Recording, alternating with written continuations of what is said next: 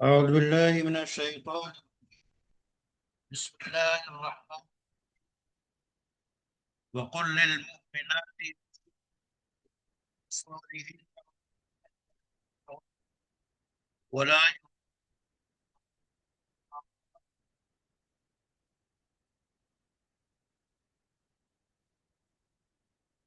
وليضربن بخمر.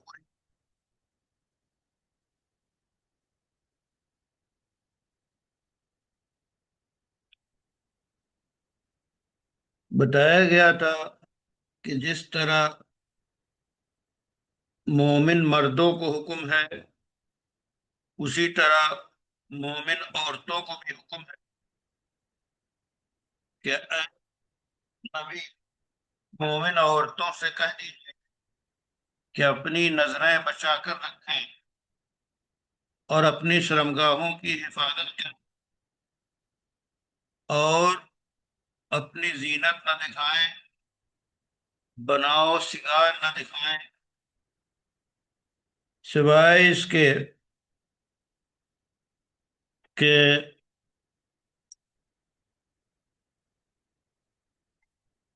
جو خود بخود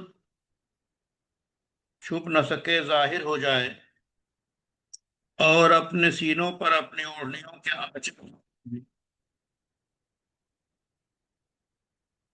تو یہ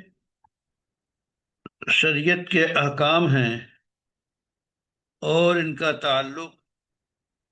حجاب اور اس کے آداب سے ہے۔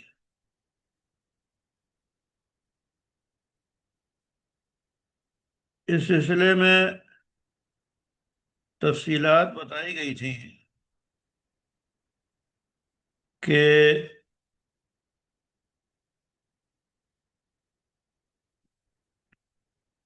عورتیں اپنی نگاہیں نیچی رکھیں، اور شریعت میں جو مطالبہ ہے جس طرح مردوں سے ہے کہ وہ اپنی نگاہ نیچی رکھیں، نظر بچانا اور حفاظت کرنا، اسی طرح یہ مطالبہ عورتوں سے بھی ہے۔ اور یہاں پہ جو یہ بات بتائی استثناء، تو اس کا یعنی زینت سے مراد عورتیں جو بناؤ سنگار کرتی ہیں، تو وہ بناؤ سنگار کا وہ مقام مراد ہے، اور خود بناؤ سنگار بھی مراد ہے کہ اس سے دلچسپی بڑھتی ہے، اور اس لیے چاہے زینت کا لفظ استعمال کریں، بناؤ سنگار کا استعمال کریں، یا ڈیکوریٹ یا آرائش کا لفظ استعمال کریں، جیسا کہ ایک تو یہ ہے کہ عورتیں اپنے طور پہ جو ہے وہ لباس اور ان چیزوں کا اہتمام رکھتی ہیں، اور ایک یہ کہ اس کے لیے باقاعدہ سینٹر حفاظت، وہاں جا کے زینت کا اہتمام کیا جاتا ہے۔ تو ظاہر ہے کہ زینت کا اہتمام جواز کے حد ہے، چاہے گھر میں ہو، چاہے اس کے مخصوص کلینک اور دکان پہ ہو، لیکن جواز کے اندر اور حدود کا لحاظ رکھنا ضروری ہے۔ اور جیسا کہ حدیث میں آتا ہے کہ عطر عورتوں کی الگ ہے، مردوں کی الگ ہے، اور حدیث میں بتایا گیا کہ مردوں ہے کہ رنگ اس کا ڈھکا ہوا ہو، خوشبو تیز ہو، اور عورتوں کے عطر وہ ہے کہ رنگ تیز ہو، خوشبو بھینی ہو، ڈھکی ہو، کم ہو۔ آج عطر یا اسپرے جس کا استعمال خواتین کرتی ہیں، تو گھر کے اندر کرنا چاہیے، مقام گھر ہے، وہ بسا اوقات تیز قسم کے اسپرے یا عطر کا استعمال کر کے باہر نکلنا اور اس کی خوشبو کا ظاہر ہونا، یہ ظاہر ہے کہ ممنوع ہے۔ اس لیے ان چیزوں کا اطلاق، زینت کا اطلاق ان تمام چیزوں پر ہوگا۔ زینت کا اطلاق ظاہر ہے کہ عورت کی گھٹی میں ہے بننا سنورنا، اور اللہ نے اس کی طبیعت ایسے ہی بنائی ہے۔ اچھے کپڑے پہننا، زیورات کی مختلف قسموں کا استعمال، اور سر پہ اور چہرے پہ اور ہاتھ پہ اور پاؤں پہ مختلف قسم کی آرائشوں کا استعمال، تو ان چیزوں کا یہ جو کچھ بے بناؤ سنگار ہے، اس کا گھر کے اندر شوہر کے سامنے بہت اچھی بات ہے، اس سے اچھے تعلقات رہتے ہیں۔ ایک بات یہاں یہ بھی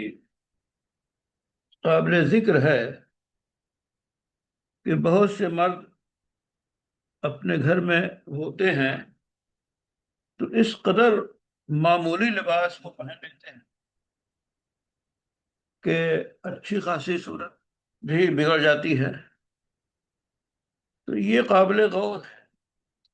جس طرح مرد کی خواہش ہوتی ہے کہ اس کی بیوی بن سنور کر بنا سنگار کے ساتھ سامنے رہے، تو یہ حق عورت کو بھی ہے کہ مرد بھی اپنے طور پہ اچھے کپڑے کا استعمال اور ایسی صورت بنائے رہے کہ وہ اچھی لگے۔ یہ تو آداب میں ہے۔ یہاں جو بات بتائی جا رہی ہے کہ جو عورت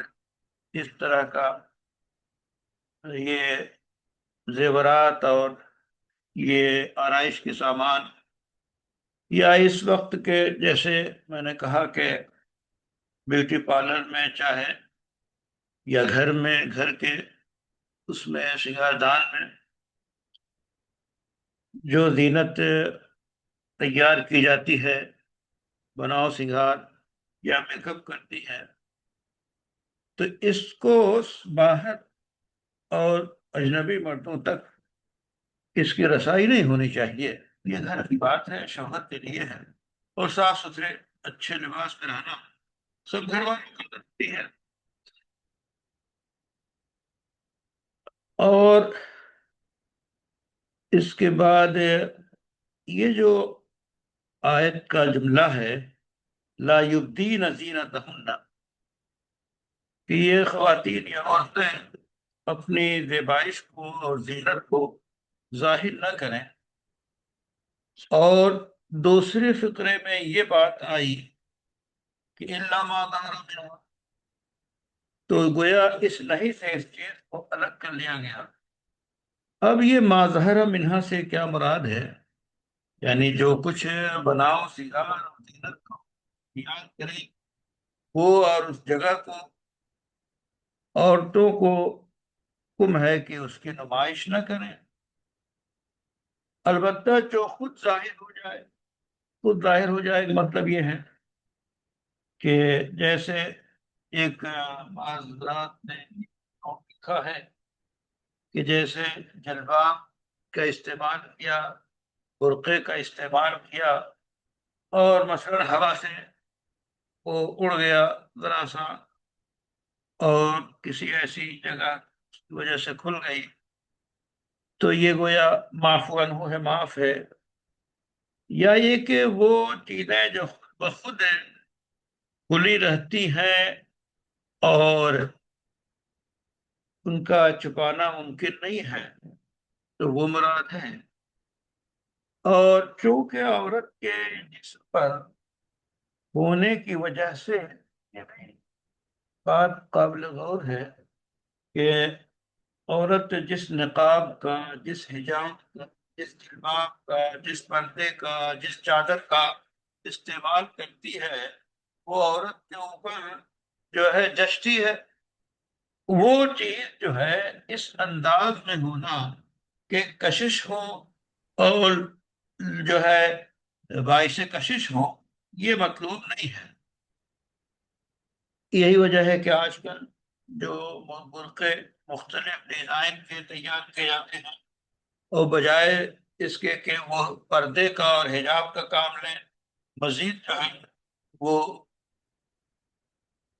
جو ہے کشش پیدا کرتے ہیں اور غلط انداز کے ہوتے ہیں، تو اس کا استعمال ظاہر ہے کہ وہ پردہ نہیں ہے، وہ تو مزید مظاہرہ ہے۔ اب یہاں صرف یہی ہے کہ اس سلسلے میں وہ جو مختلف محدثین اور فقہاء نے اس سے مراد یہ لیا ہے کہ وہ چیزیں مراد ہیں جس کو عام طور پہ آدمی عادتاً جو ہے کھلا رکھتا ہے، اور پھر وہ کہتے ہیں کہ اس میں چہرہ ہے، ہاتھ ہے، اور یہ چیزیں گویا ہتھیلی اور چہرہ، یہ چیزیں ظاہر ہوتی ہیں، تو یہ یا اس میں جو چیزیں پہنی جاتی ہیں جیسے انگلیوں میں انگوٹھیاں ہیں، چھلے ہیں، چوڑیاں ہیں، اور اس طرح کی چیزیں، تو کہتے ہیں کہ اب یہ ہوا کہ یہ خود بخود ظاہر ہو جاتی ہیں، تو بعض حضرات مظاہرہ سے مراد یہ لیا ہے۔ سیدنا عبداللہ ابن عباس اور علماء احناف کا نے اسے قبول کیا ہے اور یہ تفصیلات بتائی ہیں،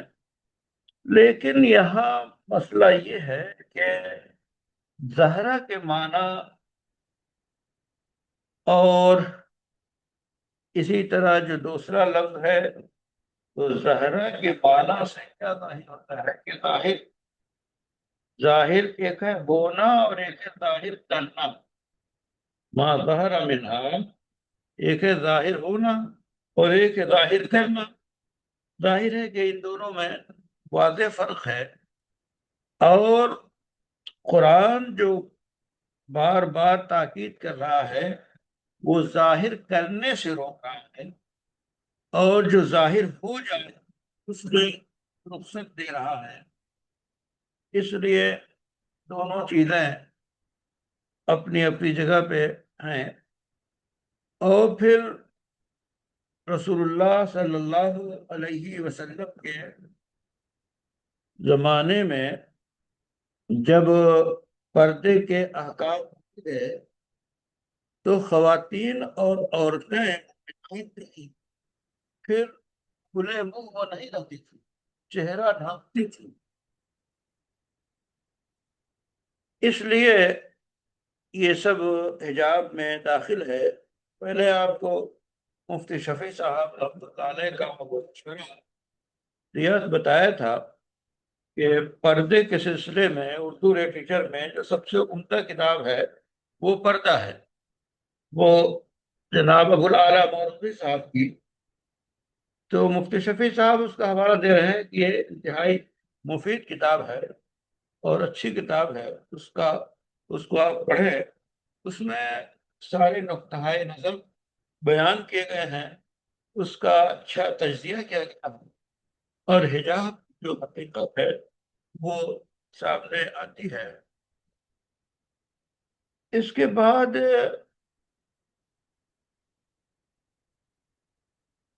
جاہلی دور کا تجزیہ کیا جائے تو اس وقت کا جو انداز تھا کہ وہ مخصوص لباس کا استعمال کرتے تھے، اور وہ سر کے بال جو پیچھے رہتے تھے اس میں جوڑا بناتی تھی، اور گریبان کا حصہ وہ کھلا رکھتی تھی۔ اس طرح سینے کا بالائی حصہ نمایاں ہوتا تھا، اور صرف قمیص وہ پہنتی تھی جس سے اوپر کا حصہ کھلا رہتا تھا، اور پھر وہ مختلف قسم کی چوٹیاں، جوڑے اور یہ چیزیں کاٹ لیتی۔ تو اس وقت یہ آیت کریمہ جس میں بتایا گیا کہ بخمرہن کہ اپنے سینوں پہ اور اوپر جو ہے اوڑھنی ڈال لیں، اور اس طرح یہ بے حجابی نہ ہو کہ سر ہے، کمر ہے، سینہ ہو، یہ سب اچھی طرح چادر میں اور نقاب میں ڈھک جائے۔ اسی لیے نقاب کا ڈھیلا ڈھالا ہونا اور تیز اور شوخ رنگ کا نہ ہونا جس پہ نگاہیں ٹکیں، اس سے پردے کا صحیح مفہوم ادا ہوتا ہے۔ اور دوپٹہ کہیے یا اوڑھنی کہیے، اس کا مقصد بالوں کو ڈھانکنا اور اس سے متعلق جو چیزیں ہیں اس پہ پردہ کرنا ہے۔ اور فیشنیبل اور فیشن کا جو ماحول ہے اس وقت کے حساب سے یہ اوڑھنے یا یہ دوپٹہ یا یہ چیزیں وہ کہاں پہنچ گئی، یا کبھی کبھی کہاں نہیں پہنچ گئی بالکل بالکل کٹ گئی۔ تو یہ خاص طور پہ وہ بیٹیاں اور بچیاں اور بہنیں جو مخلوط درسگاہوں میں تعلیم حاصل کرتی ہیں، کامن کالج میں، اول تو خود ایک سوال پیدا ہوتا ہے کہ ہمیں ضرورت کیا ہے کامن کالج میں بھیجنے کی۔ اب یہ ہوتا ہے کہ کامن کالج گرلس کالج ہیں زیادہ۔ میں نے عرض کیا تھا کہ اصل مقصد ہے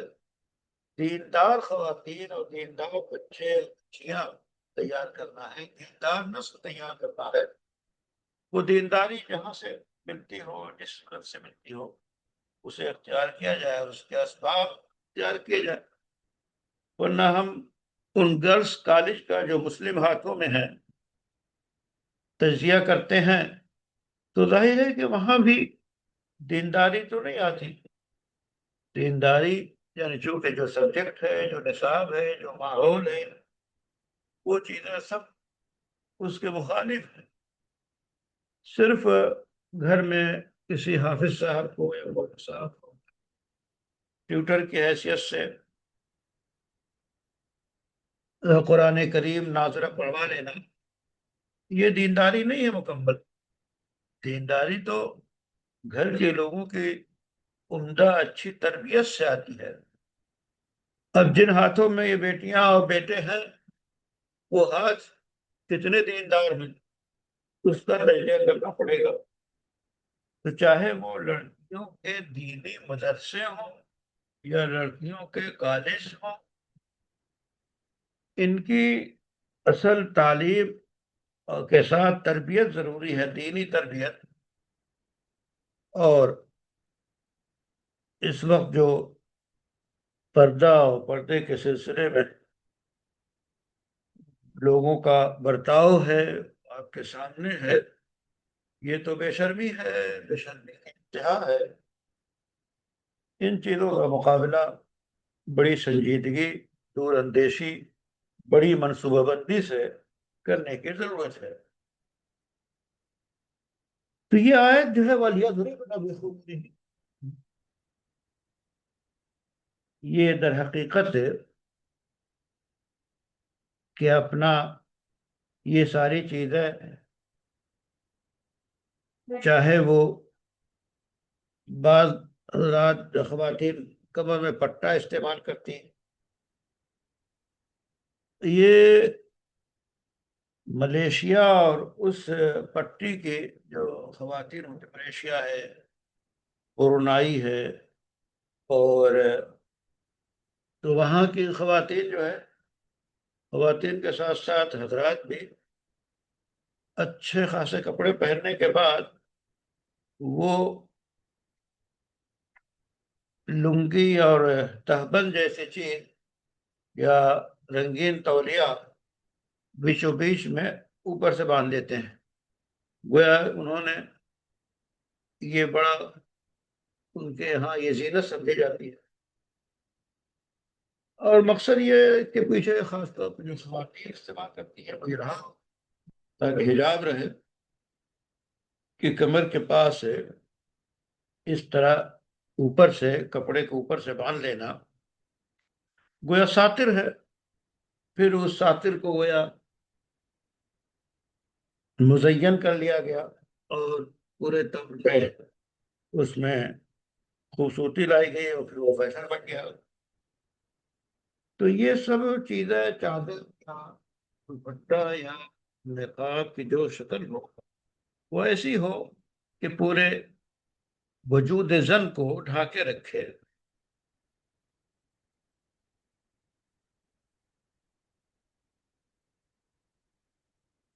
تو یہ بتایا گیا پھر یبدین زینتہن الا لبعولتہن او آبائہن او ابنائہن او ابنائی بعولتہن او اخوانہن او بنی اخوانہن. یہ بناؤ سنگار ظاہر نہ کریں، زینت کا اظہار نہ کریں مگر ان لوگوں کے سامنے جیسے شوہر ہے. ظاہر ہے شوہر سے کوئی حجاب ہی. پھر حرمت اور تقدس کے ساتھ اور اسی طرح سسر، اسی طرح صاحب نام، ایسے ہی دوسری شوہر کے بیٹے دوسری بیویوں سے، بھائی ایسے ہی بھتیجے. تو یہ وہ رشتے ہیں، ایسے ہی بھانجے اور اپنے میل جول کی عورتیں اور مملوک اور زیر دست مرد. تو یہ وہ ہیں جن کے سامنے یہ چیزیں کھل جائے، ظاہر ہو جائے. ظاہر ہے کہ اس میں کوئی نہیں ہے.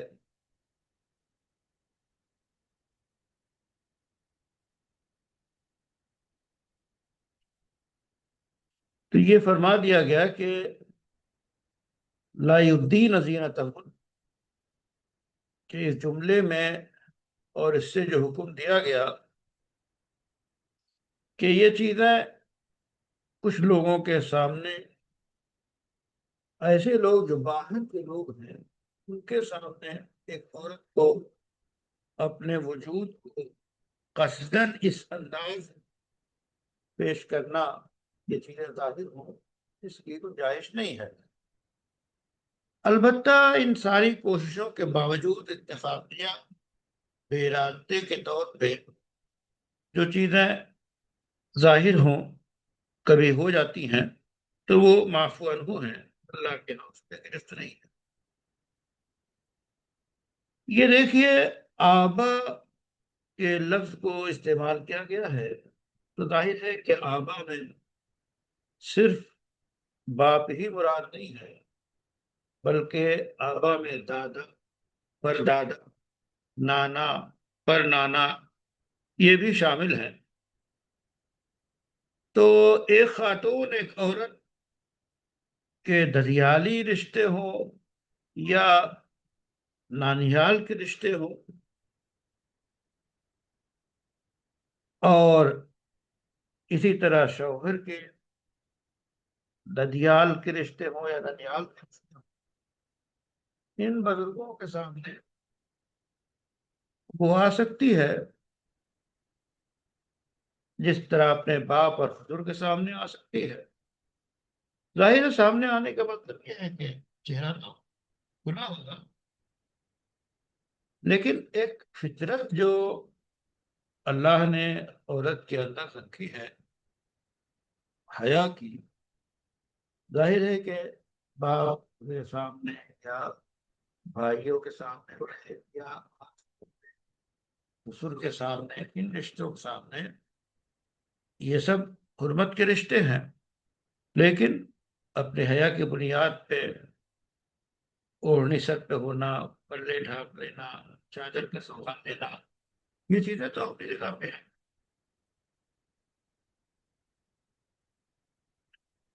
اسی طرح ابنا سے جو مراد ہے تو ابنا میں جہاں براہ راست بیٹے داخل ہیں اس میں پوتے بھی داخل ہیں اور پوتے بھی داخل ہیں، نواسے اور پڑنواسے سب شامل ہیں۔ اور اس سلسلے میں سگے اور سوتیلے کی کوئی تفریق نہیں ہے، یعنی سگا بھائی، سگا جو ہے بیٹا، یا سوتیلا بیٹا، یعنی اگر دوسری بیوی کے جو بیٹے ہیں وہ بھی سوتیلے بیٹے ہوں گے تو ان سے بھی پردہ نہیں ہے۔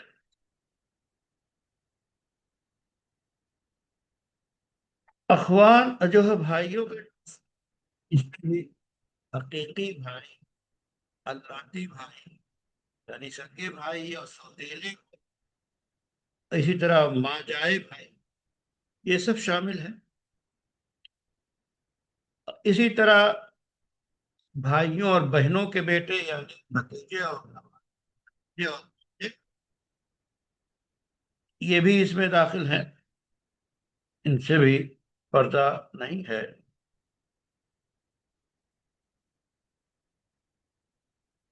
اب جہاں تک قریبی ترین جو رشتے ہیں جن کا تعلق خونی ہے، نسبی ہے یا شہری ہے، یعنی دامادی رشتے، سسرالی رشتے ہیں، تو پھر ایسے لوگوں کے بارے میں بھی بتایا جا رہا ہے کہ یہ آزادی زینت جو ہے یا بناؤ ستار ان رشتہ داروں تک ہی محدود سمجھتے ہیں جن کا تذکرہ کیا گیا۔ باقی جو حقیقی چچا ہیں، حقیقی ماموں ہیں، وہ بھی اس میں شمار ہیں۔ اور اس سلسلے میں جو مزید تفصیلات ہیں، اصولی بات یہ ہے کہ جن رشتہ داروں سے ہمیشہ کے لیے حرمت کا رشتہ نہ ہو،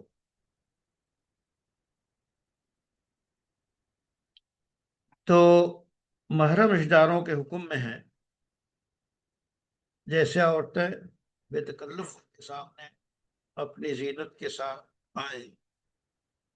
نہ بالکل اجنبیوں کے حکم میں ہے، عورتیں ان سے ویسا ہی مکمل پردہ کریں جیسا غیروں سے کیا ہے۔ تو ان دونوں کناروں کے بیچ میں درمیانی بات وہ شریعت نے بہت واضح کر کے تعین نہیں کی ہے، بلکہ ان کے حدود الگ طرح کے ہیں کہ عمر اور عورت کی عمر اور خاندانی تعلقات کے حساب سے ان کے ساتھ معاملہ کیا جائے گا۔ اسی طرح اگر رشتے میں شبہ پڑ جائے تو محرم رشتہ دار سے بھی احتیاط پردہ کرنا چاہیے، یعنی جہاں رشتے میں شبہ ہو۔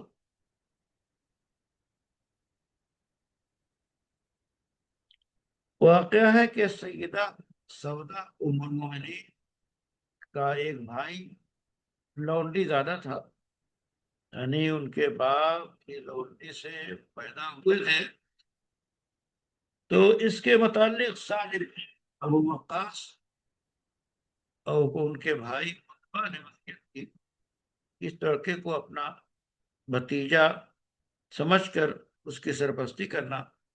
کیونکہ دراصل وہ انہی سے ہے۔ جب یہ بات آپ صلی اللہ علیہ وسلم کے سامنے پیش کی گئی تو آپ نے حضرت سعد کی اس بات کو خارج کر دیا اور الولد للفراش فرمایا۔ اسی طرح یہاں پہ یہ بھی جو نساء ہنہ کا تذکرہ ہے، ظاہر ہے کہ اس سے مراد ان کی عورتیں، تو ان سے کون سی عورتیں مراد ہیں؟ تو اس سلسلے میں قابل غور، قابل توجہ یہاں عورتوں کا تذکرہ، اور مسلمان عورتوں کے لیے تمام عورتوں قسم کے سامنے بے پردہ ہونا اور اظہار زینت کرنا جائز ہونی چاہیے تھا، بلکہ یہاں پہ نسائیں عورتوں کے ساتھ اس کی آزادی کو ایک حد تک خاص کر دیا گیا۔ اب سوال یہ ہے کہ وہ کون عورتیں ہیں جن کا اطلاق لفظ نسائن کا ہوتا ہے؟ تو اس سلسلے میں علماء کرام کی مختلف رائے ہے۔ ایک جماعت کا یہ کہنا ہے کہ اس سے مراد صرف مسلم عورتیں، غیر مسلم عورتیں، چاہے وہ فقہی اصطلاح میں ذمی ہو یا اور کسی قسم کی عورتیں ہوں، مسلمان عورتوں کو اسی طرح پردہ کرنا چاہیے جس طرح مردوں سے کیا جاتا ہے۔ یہ ہم نے بچپن میں دیکھا کہ جو خواتین مثلا سبزی بیچنے والی غیر مسلم، یا اسی طرح چوڑیاں بیچنے والی جو باہر بیچتی ہیں، تو ہمارے گھروں میں براہ راست ان کے داخلے پہ پابندی تھی، یعنی وہ گھر کے اندر آ کر عورتوں کو مل کر اپنے سامان نہیں بیچ سکتی، اور اس کے پیچھے یہی احساس کہ چونکہ وہ باہر جانے آنے والی عورتیں ہیں، لوگوں سے باہر رہنے والی ہیں، تو ان کے اثرات بد گھر کے اندر آئیں گے، تو ان کی جو بے حجابیاں ہیں یا ان کی جو بول ہیں، اس سے گھر کی خواتین متاثر ہوں گی، اس لیے ان سے ایک طرح کا حجاب رکھا جاتا تھا۔ تو یہ وہ مسائل ہیں جس کا احاطہ یہ آیات کرتی ہیں، جس میں حکم دیا گیا ہے۔ جی حضرات،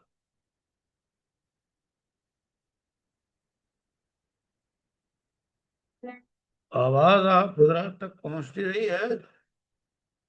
جی الحمدللہ پہنچ رہی ہے۔